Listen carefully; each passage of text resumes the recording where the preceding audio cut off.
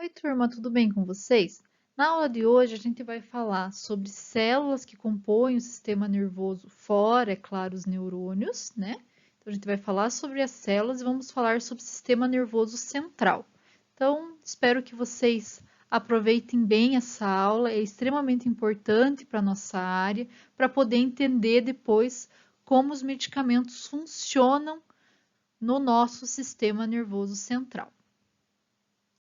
As células da glia, apesar de não participar diretamente da transmissão do sinal elétrico por longas distâncias, elas comunicam-se com os neurônios e fornecem suporte físico e bioquímico para os nossos neurônios. Então, o sistema nervoso central e o sistema nervoso periférico terão células da glia. No sistema nervoso central, nós vamos ter 4 tipos de células da glia e no periférico, 2 tipos. Em relação ao sistema nervoso central, nós temos as células ependimárias, os astrócitos, as células chamadas de micróglia e os oligodendrócitos. Já no sistema nervoso periférico, nós temos as células satélites e as células de Schwann. Tanto as células de Schwann quanto os oligodendrócitos, eles vão ser responsáveis por formar a bainha de mielina. Então, vejam a importância dessa célula no nosso sistema nervoso. Lembram que eu falei para vocês que se a gente não tivesse bainha de mielina, íamos ter uma dificuldade aí para a transmissão do sinal nervoso? Então, como que é formada a minha mielina? Tanto as células de Schwann quanto os oligodendrócitos, eles vão se enrolar em volta do meu axônio e vão formar aí as camadas desse axônio. Lembrando lá que o axônio ele é formado por fosfolipídios de membrana, que é da membrana das minhas células de Schwann ou dos meus oligodendrócitos. Pode chegar até 300 camadas, para vocês terem uma ideia. A diferença das células de Schwann e de oligodendrócitos é só uma. As células de Schwann, elas podem atuar somente em um axônio por vez, então elas só atuam em um axônio. Já os oligodendrócitos, eles têm ramificações e conseguem fazer a produção de mielina em mais de um axônio, em mais de um neurônio. Para vocês terem uma ideia, cada neurônio pode ter até 500 tipos de células de Schwann. Como eu falei para vocês da célula de Schwann, já vou falar aqui da célula satélite para nós finalizarmos as células glias do sistema nervoso periférico. As células satélites elas vão atuar como um apoio no nosso corpo celular. Então, ela vai dar suporte ao corpo celular e os corpos celulares que estão presentes nos gânglios. A gente não falou de gânglio ainda, a gente vai falar quando a gente for ver sistema nervoso periférico, mas o gânglio é onde tem um agrupamento de corpos celulares de neurônio fora do sistema nervoso central. Em relação às células do sistema nervoso central, as células ependimárias, elas são células que são capazes de produzir camada epitelial e por causa disso formam barreiras aí seletiva, com permeabilidade seletiva. E essas barreiras vai dividir o nosso sistema nervoso em compartimento. Além disso, essas células elas conseguem se modificar, elas são fonte de células-tronco. Então, elas conseguem se modificar em outra célula glia ou produzir um neurônio. Já os astrócitos, eles são extremamente importantes no sistema nervoso central. Acredita-se aí que eles constituem metade das células do encéfalo e consistem aí em várias funções, tem várias funções aí. Nós temos diversos subtipos de astócito e eles conseguem se comunicar entre si através das junções comunicantes. Então, eles também estão associados às sinapses, onde eles capturam e liberam substâncias químicas. Também abastecem o nosso neurônio com substância para a produção de ATP e ajuda aí a continuar a homeostasia, onde ele captura principalmente potássio do nosso sistema nervoso central, fazendo com que esse potássio não fique sobrando no meio extracelular. Então, ele tem diversas funções. Além disso, ele também vai auxiliar na formação da barreira hematoencefálica, né, que vocês sabem que é extremamente importante para não deixar qualquer componente entrar no nosso sistema nervoso central.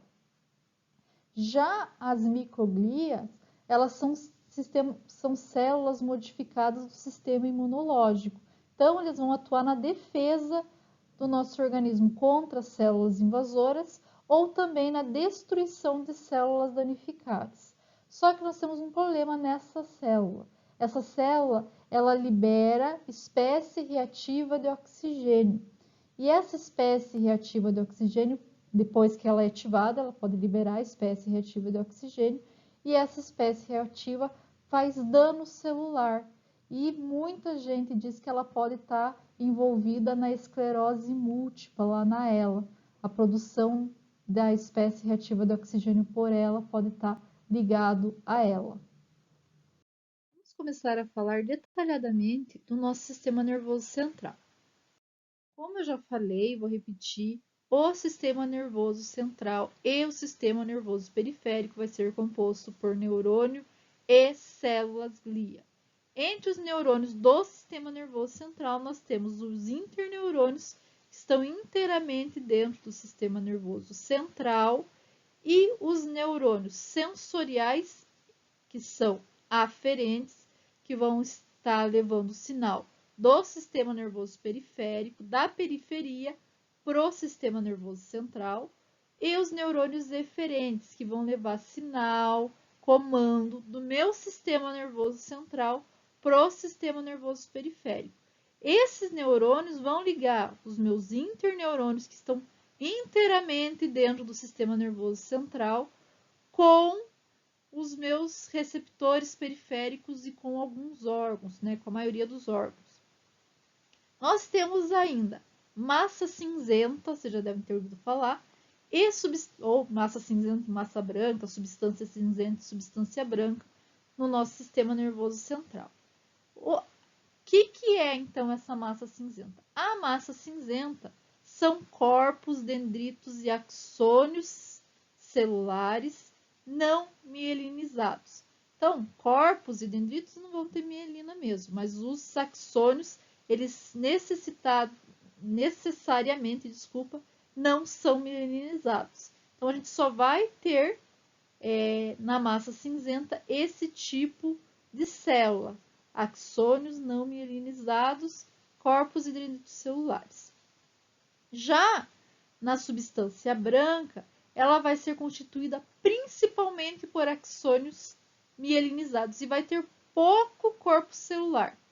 Então, a maioria dos corpos celulares vão estar aqui na nossa massa cinzenta. Essa mielina dos nossos axônios, ela deixa a massa cerebral do sistema nervoso mais branca. E por deixar mais branca, por causa da mielina, ela fica um pouco mais pálida. E por isso que é chamada de substância branca. E tem diferença entre a substância branca e a cinzenta de cor. Dá para ver a diferença a olho nu. É uma diferença macroscópica, tá? Relembrando o nosso sistema nervoso central, ele vai ser composto por encéfalo e medula espinal, sendo que o encéfalo vai ser envolto pelo crânio e a medula espinal por vértebras. Dependendo da região, a gente vai ter uma denominação diferente para essas vértebras. Mas não é só o osso que faz a proteção do nosso sistema nervoso central. Nós vamos também ter as meninges, que são 3 camadas que vão auxiliar tanto na estabilidade neural, como também no amortecimento de impacto. A membrana mais externa é a dura mater. Ela vai ser a mais espessa, a mais grossa, e também, né, vai estar associada aí com o seio venoso. Então, ela vai estar associada com veias que fazem a drenagem do sangue do sistema nervoso central. A membrana do meio é a aracnoide.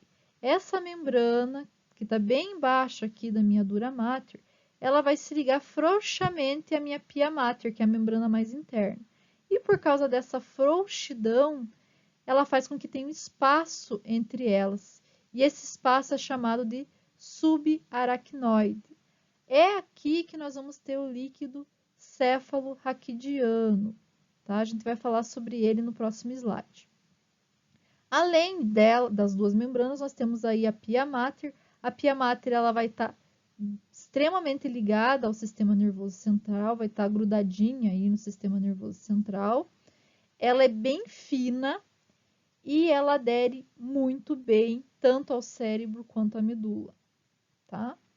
Ela também vai estar associada com as nossas artérias, então ela vai auxiliar na nutrição do nosso sistema nervoso central.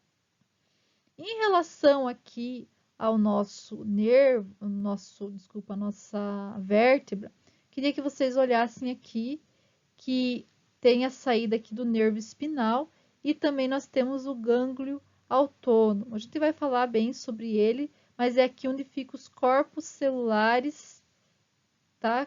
Fica a junção de corpos celulares. A gente vai falar sobre ele quando a gente for falar de sistema nervoso periférico, mas será para vocês irem se familiarizando com a localização dele na nossa vértebra.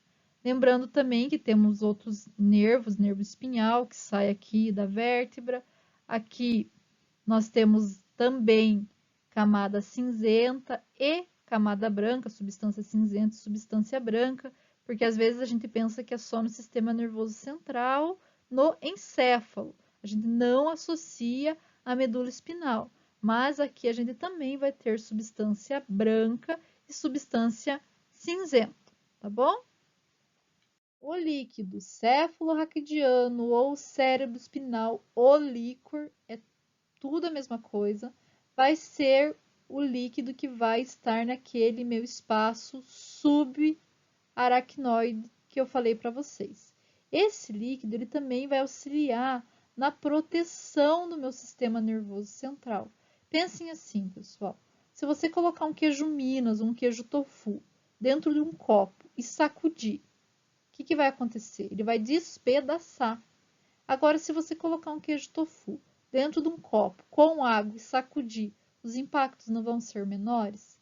Então, é isso que o líquido vai fazer, ele vai diminuir esses impactos. Então, se vocês quiserem fazer esse teste em casa, para vocês verem a diferença, vocês vão ver que o queijo ele vai ficar menos, né, com menos, vamos dizer, mais intacto se a gente tiver um líquido em volta. Então, ele vai ser produzido aqui no plexo coroide, ele é um líquido salino, tá? Então, ele vai ser produzido continuamente e vai ser transportado por dentro do meu espaço subaracnoide. Ele é extremamente límpido, pessoal. Então, é praticamente água com íons, tá? Ele é uma solução salina. Então, quando ele vai auxiliar muito na investigação de doenças, porque quando ele tem proteína ou alguma bactéria, né, faz aquela punção, vocês já devem ter ouvido falar, e acusou, por exemplo, proteína, quer dizer que está tendo algum problema, né, dentro do meu sistema nervoso central. Por isso que vocês às vezes vêm falar meningite, vamos colher o líquor. Porque se tiver algum problema nas meningites, né, nessas membranas, o líquor ele vai estar alterado, mesmo sendo renovado 3 vezes ao dia, tá? Então, ele vai auxiliar muito aí para que o nosso sistema nervoso central não receba impactos muito grandes. E aqui, ó, como eu falei para vocês, está até um pouco maior essas vilosidades, onde ele vai ser reabsorvido para o sangue, que ele vai ser filtrado e vai para o sangue. Lembram qual que é a camada que fica próxima aqui à parte venosa, que eu acabei de falar para vocês ali? A dura mater. Então, a dura mater, ela tá aqui e passa as veias aqui para auxiliar na filtração desse nosso líquor. A última camada de proteção do encéfalo é a barreira hematocefálica. Essa barreira é funcional e está entre o líquido intersticial, que está dentro lá do nosso encéfalo, entre as células do encéfalo, que são os neurônios e as células glia, e o sangue. Então, ele isola o meu encéfalo de substâncias nocivas, como produtos químicos, fármacos, que estão presentes no sangue, patógenos como bactérias, fungos, ele isola para que esses patógenos não consigam entrar no meu encéfalo, sendo que o encéfalo é o que coordena praticamente tudo. Então, é um cuidado muito grande para não ter entrada de nenhum patógeno. Como que é? Às vezes a gente pensa, a barreira hematoencefálica, se pensa numa membrana, mas não é assim, pessoal. Como que funciona? O nosso sistema nervoso central, né, nosso encéfalo, desculpa, nosso encéfalo tem aproximadamente 640 quilômetros de capilares. Esses capilares, eles são constituídos, primeiramente, igual ao resto do corpo. Só que no resto do corpo, eles são bem permeáveis. Lá no nosso encéfalo, eles não são tão permeáveis. Lembra que eu falei para vocês das células endoteliais? Desculpa, dos astrócitos que produzem células endoteliais? Então, isso diminui a permeabilidade desses meus capilares e faz com que substâncias hidrossolúveis e algumas substâncias pouco lipossolúveis, substâncias de alto peso molecular, acima de 500 Daltons, não consigam penetrar.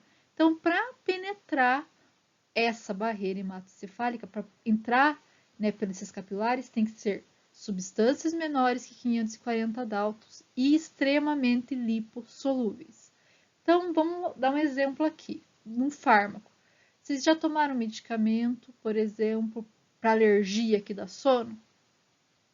Então, esses medicamentos mais antigos, tipo Stamin, eles dão sono porque eles estão extremamente lipossolúveis.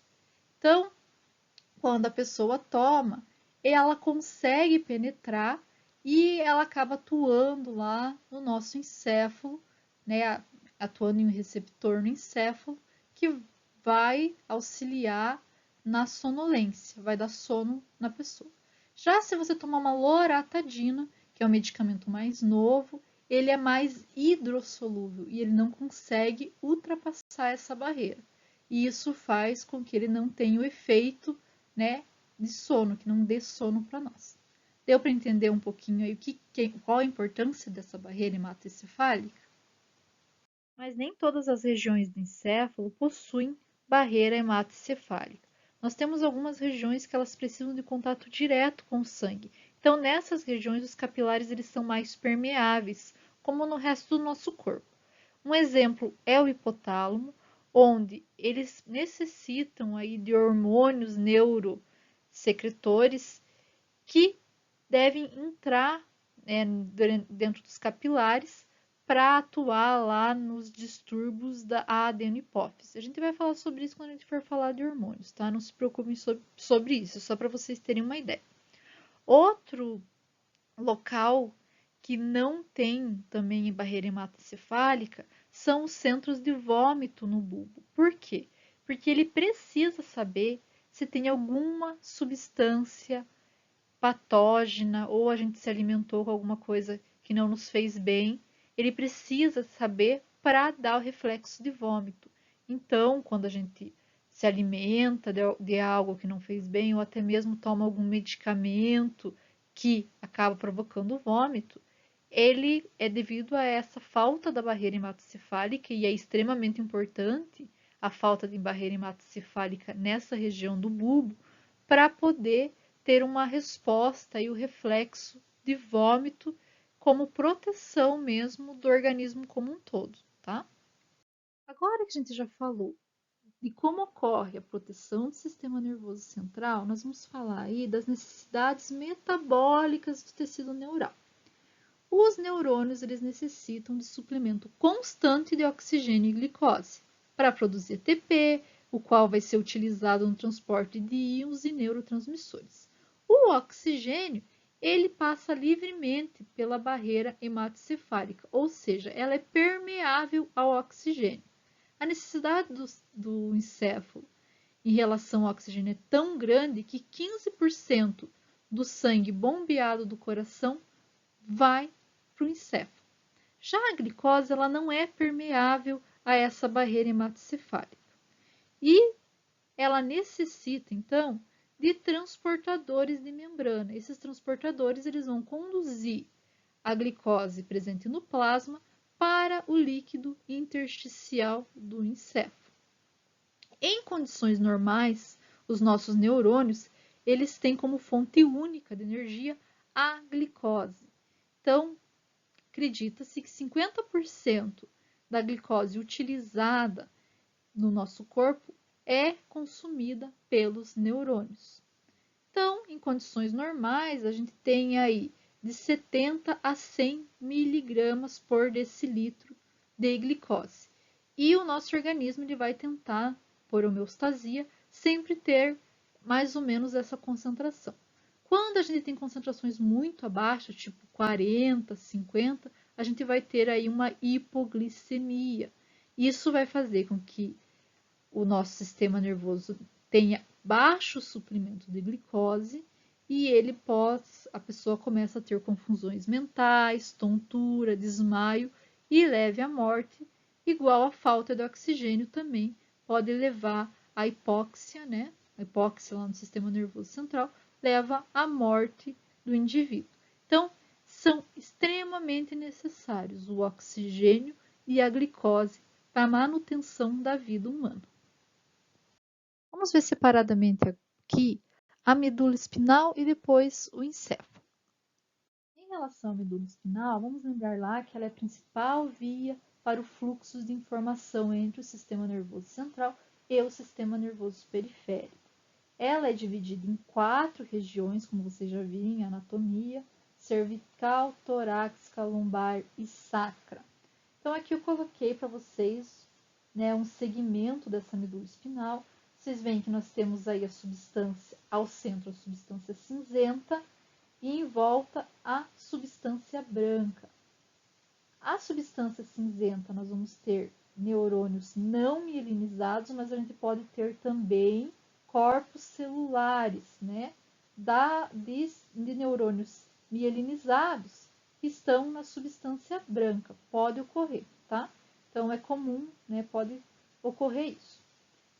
Aqui, saindo da minha medula espinal, nós vamos ter raízes. Nós temos a raiz dorsal e a raiz ventral. A raiz dorsal, ela vai levar informações sensoriais aferentes, ou seja, informações do meu sistema nervoso periférico para o sistema nervoso central. Já a raiz ventral, ela vai levar informações motoras eferentes do sistema nervoso central para os músculos e as glândulas.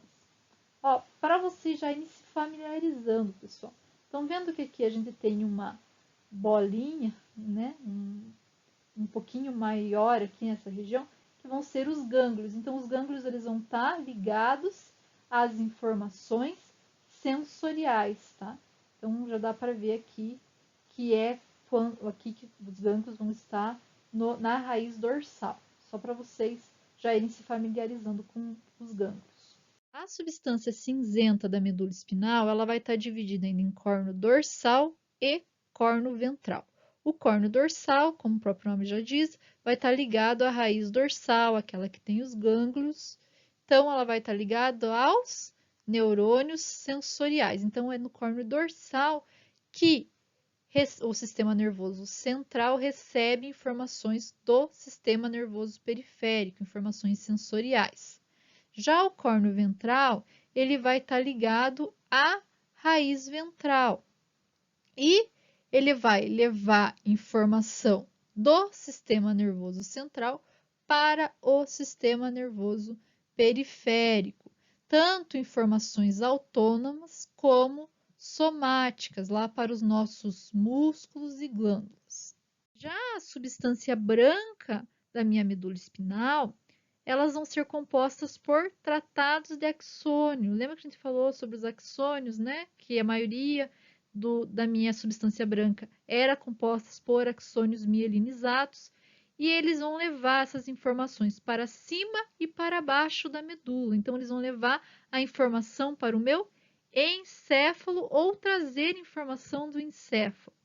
Quando eu falo de tratados ascendentes, eles vão levar as informações sensoriais ao encéfalo. Já os tratados descendentes, eles vão levar informações do meu encéfalo para os meus neurônios motores. Porém, a medula espinhal também pode funcionar como um centro integrador. Então, ela recebe um estímulo, né, do meu sistema nervoso periférico, uma informação sensorial. Ela avalia esse estímulo e dá uma resposta, principalmente quando a gente fala de reflexo espinal. Então, ela não precisa enviar informação para o encéfalo para dar essa resposta motora. Ela tem essa capacidade. São, claro, reflexos simples, mas ela consegue sem necessidade de encaminhar para o encéfalo. Ela também, por si só, consegue, através dos seus interneurônios, levar informações sensoriais para o encéfalo e também trazer informações aí de comando do encéfalo para os neurônios motores. Agora nós vamos falar do encéfalo, que é o principal centro de comando do nosso corpo. Falando um pouquinho das características gerais do encéfalo, ele pode possuir aí aproximadamente 1,4 kg, tem 85 bilhões de neurônios e cada neurônio desse pode fazer até 200 mil sinapses. Então, imaginem só, para você mexer o dedo aí que vocês estão escrevendo, quantas sinapses são necessárias para isso acontecer? São diversas e por isso é tão complexo e tão difícil de entender o nosso encéfalo. Muitos estudiosos ainda procuram respostas para a memória, para a afetividade, que não se conseguiu ainda. Então é muito difícil compreender o encéfalo, mas mesmo assim a gente vai tentar descobrir, né? Eu vou tentar passar para vocês aí um pouco do que já se sabe.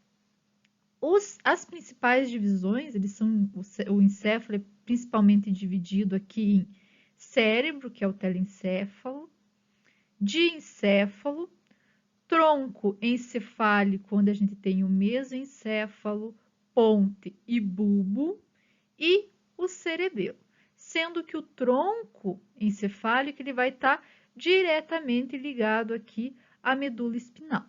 Eu vou falar para vocês um pouquinho sobre cada uma dessas principais regiões, mas vou passar para vocês também, né, um trabalhinho, não valendo nota, mas mais para conhecimento, e depois, quando a gente voltar às aulas práticas, a gente vai conversar de novo sobre o encéfalo, como eu falei para vocês, é bem complexo, mas eu vou passar para vocês no questionário aí, para vocês me explicarem um pouquinho melhor sobre cada região, também para a nossa aula não ficar muito cansativa, porque a gente já está em 28 minutos de aula praticamente, e eu sei que com meia hora de aula vocês já estão um pouco cansados de me ouvir. Mas então, para não ficar muito cansativo, vou passar só algumas características de cada região, vou dar um foco um pouco maior no nosso telencéfalo, tá? Porque é uma região bem importante, não que as outras não sejam, todas elas são, mas aí depois vocês respondem o questionário bem detalhadamente para vocês conseguirem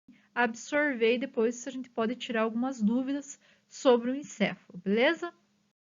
Vamos começar pelo nosso tronco encefálico. Então, ele é a região mais antiga e mais primitiva do nosso encéfalo, é dividido em substância branca e cinzenta. Alguns tratos ascendentes da medula cruzam ele simplesmente, outros tratos ascendentes, eles fazem sinapse nesse ponto. Já muitos, né, todos os tratos descendentes provenientes de centros superiores vão cruzar o nosso tronco encefálico. No tronco encefálico, nós temos a saída, né, de 11 nervos cranianos.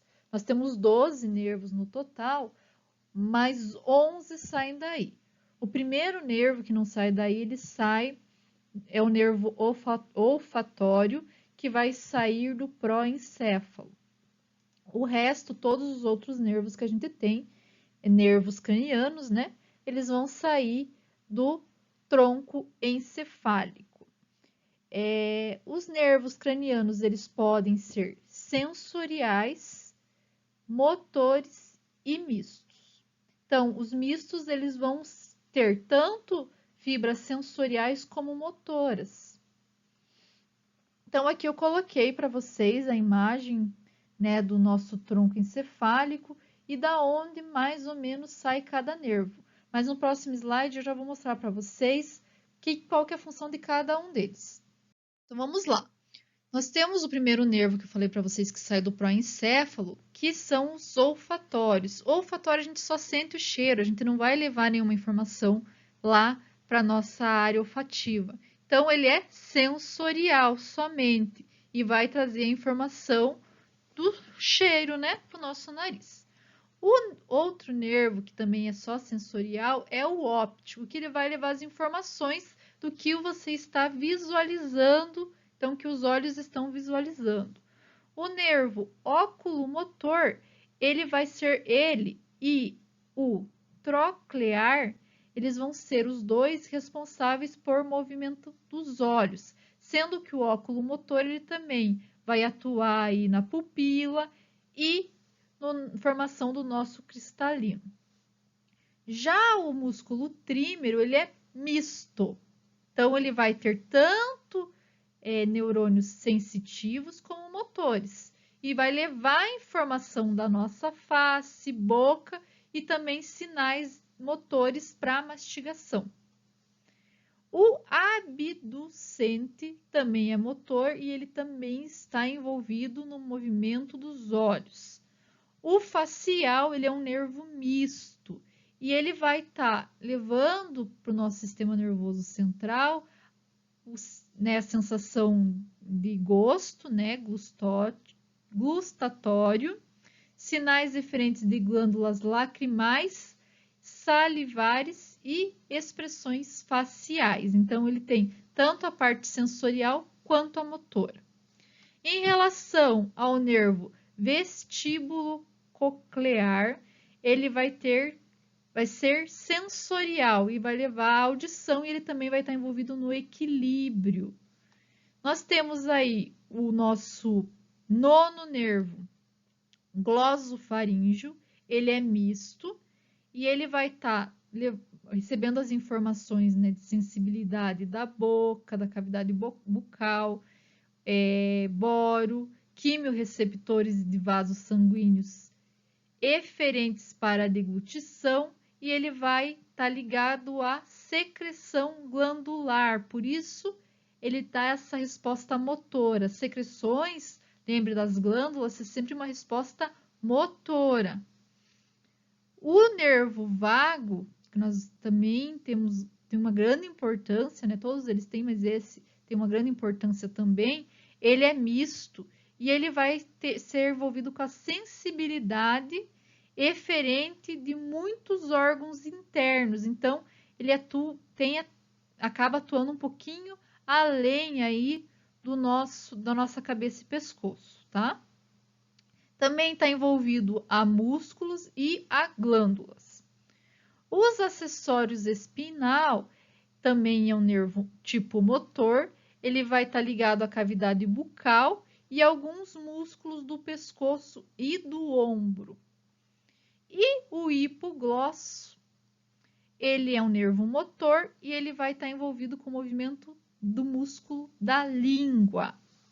Ainda falando do tronco encefálico, nós temos que saber que ele contém numerosos grupos distintos de células nervosas com vários tamanhos e núcleos diferenciados e por causa disso, ele tem também uma formação reticular, onde ele tem neurônios com axônios bem grandes, e esses axônios vão fazer com que ocorra aí, o neurônio esteja bem estendido nesse tronco encefálico, então vai ter vários axônios, né, vários neurônios com esse tipo de axônios, eles se entrelaçam entre si e vão estar presentes praticamente em todo o tronco encefálico, formando como se fosse uma rede.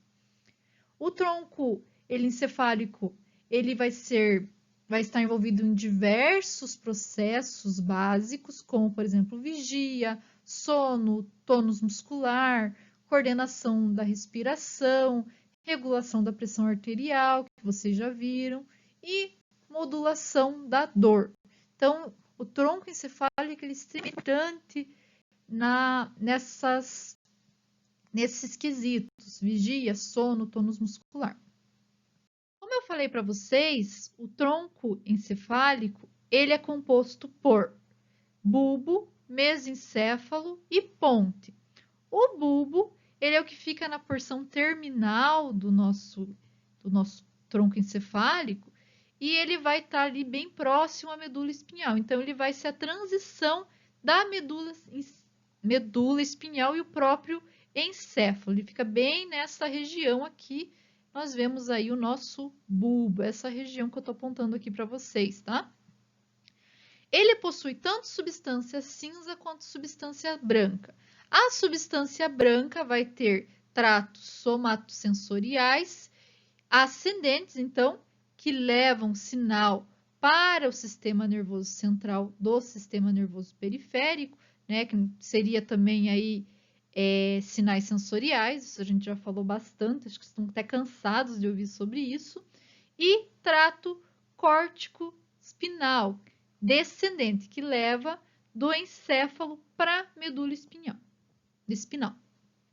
Cerca de 90% dessas fibras do trato corticoespinal, elas vão cruzar aí o nosso bulbo e eles vão cruzar numa região chamada pirâmide, que fica bem nessa região aqui, ó, que eu estou apontando para vocês, essas duas regiões. E por causa dele cruzar aqui, que vocês com certeza já ouviram falar e devem estar pensando assim, a professora não falou isso até agora, mas eu vou falar. É por causa dessa pirâmide que o nosso lado esquerdo do cérebro comanda o direito do corpo e o lado direito do cérebro comanda o lado esquerdo do corpo. Então, por isso que ocorre o cruzamento dos lados. Então, o lado do encéfalo comanda o outro lado do corpo, por causa do bulbo, então por causa das pirâmides presentes no bulbo. Já as substâncias cinzentas do bulbo, elas vão incluir núcleos que controlam muitas funções muitas funções involuntárias, como pressão arterial, respiração, deglutição e vômito.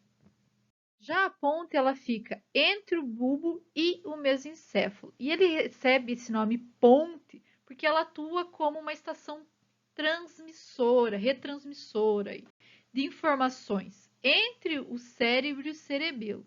Por causa disso, muitas vezes eles acabam agrupando ela juntamente aí com o cerebelo, mas a gente vai ver ela separadamente, que é o modo mais correto, tá?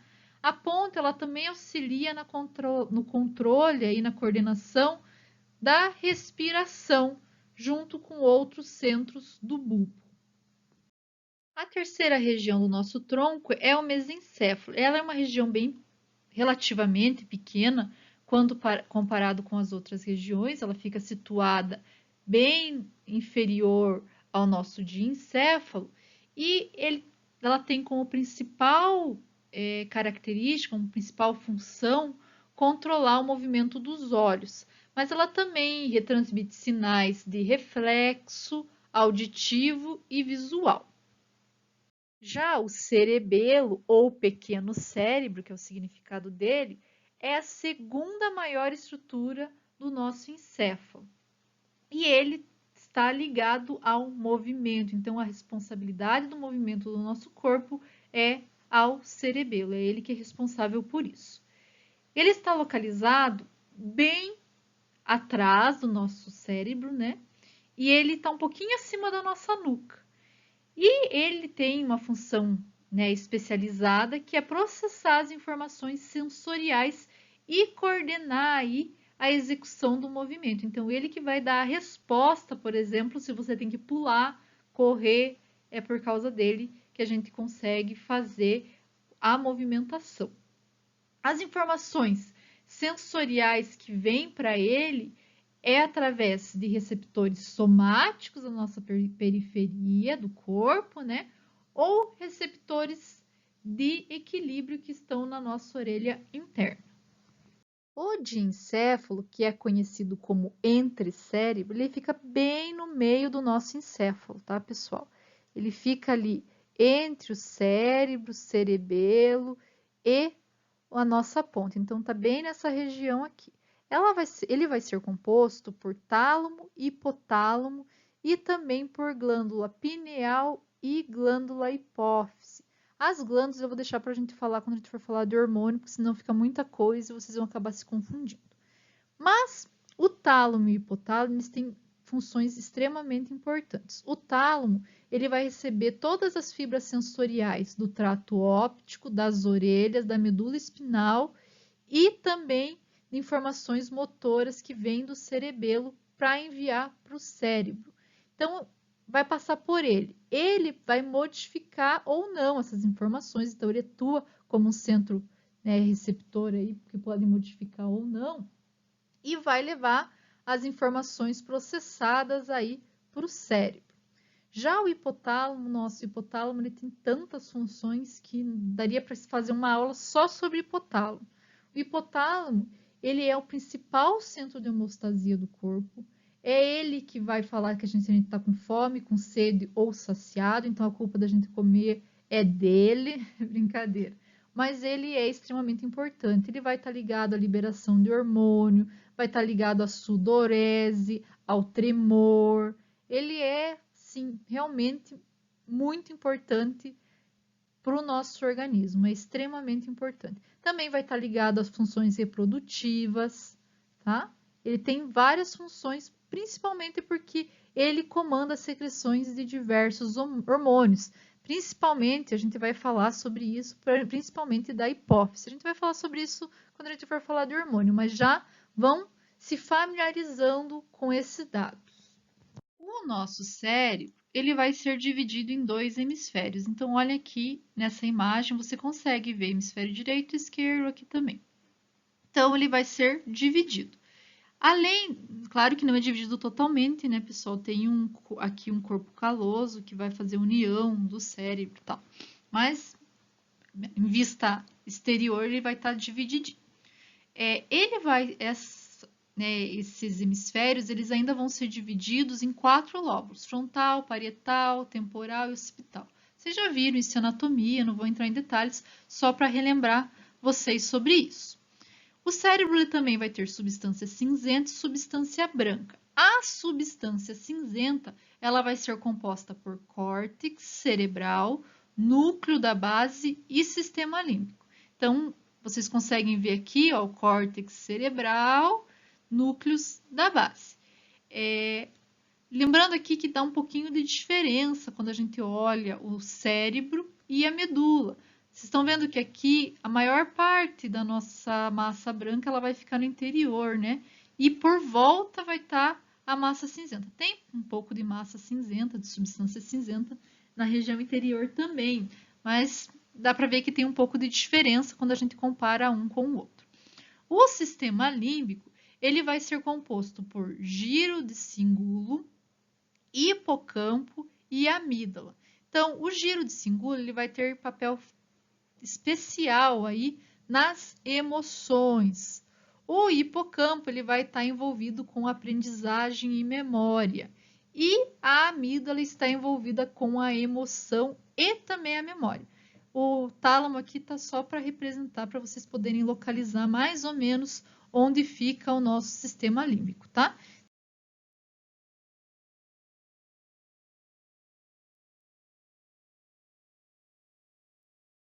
Já a substância branca, como eu falei para vocês, ela vai estar ao contrário lá da medula espinal, ela vai estar no interior aqui do nosso cérebro. Então, aqui os tratos de substâncias brancas. E ele vai ser responsável por levar a informação do lado esquerdo para o lado direito, do lado direito para o lado esquerdo. Por exemplo, ele pode levar informações aqui do córtex neural do lado esquerdo para o lado direito. Estima-se que aqui nesse corpo carnoso passe mais ou menos 200 milhões de axônios, tá? Então é muito axônio, né? Vocês conseguem imaginar que é bastante. Então ele é bem interessante, é bem importante na transmissão aí de informação dentro do cérebro. Então, pessoal, nossa aula termina por aqui. Na próxima semana, eu vou enviar para vocês a aula de sistema nervoso periférico. E daí, quando nós voltarmos em fevereiro, que, se eu não me engano, é dia 2, que tem o retorno das aulas, na primeira semana ali, quando nós voltarmos, nós vamos fazer uma revisão de todo o conteúdo, então, né, para relembrar esse conteúdo, vamos fazer uma revisão online e daí depois eu vou disponibilizar o questionário para vocês, tá? Então, na próxima aula, eu mando o sistema nervoso periférico e mando o exercício de fixação. E quando nós voltarmos em fevereiro, a gente faz uma revisão, corrige os exercícios de fixação e faz o questionário. Qualquer dúvida, me mandem mensagem, me mandem e-mail para deixar tudo esclarecido, tá? Até a semana que vem. Um abraço!